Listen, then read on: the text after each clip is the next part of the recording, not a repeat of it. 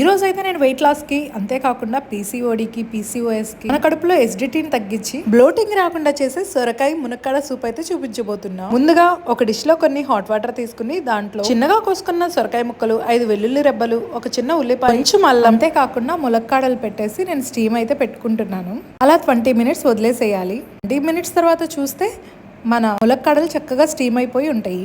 అంతేకాకుండా మన సొరకాయలు కూడా చక్కగా ఉడికి ఉంటాయి అన్నమాట. ఒక సొరకాయ ముక్క తీసుకుని ఇలా కట్ చేసి చూస్తే చక్కగా ఉడుకుంటుంది. ఇంకా దాని తర్వాత మనం ములక్కాళ్ళు అయితే దాంట్లో గుజ్జు ఇలా తీసుకోవాలి, తీసుకుని పక్కన పెట్టుకోవాలి.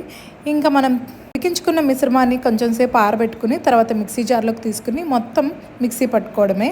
ఇంకా అలా మొత్తం మిక్సీ పట్టుకున్న తర్వాత ఒక చిన్న ప్యాన్ తీసుకుని కొంచెం నెయ్యి వేసుకుని, మీ దగ్గర బటర్ ఉంటే బటర్ వేసుకోవచ్చు, కొంచెం అలా జీలకర్ర వేసి తడకా వేసి ఆ సూప్లోనే మీ రుచికి సరిపడా ఉప్పు, కొంచెం మిరియాల పొడి వేసుకుని తిప్పుకుని లాస్ట్లో కొంచెం నిమ్మరసం పిండుకుంటే ఎంతో రుచికరమే కాదు, ఎంతో ఇమ్యూనిటీని బూస్ట్ చేసే హెల్దీ మునక్కాడ సొరకాయ సూప్ అయితే రెడీ అయిపోయింది. టేస్ట్ అయితే అదుర్స్.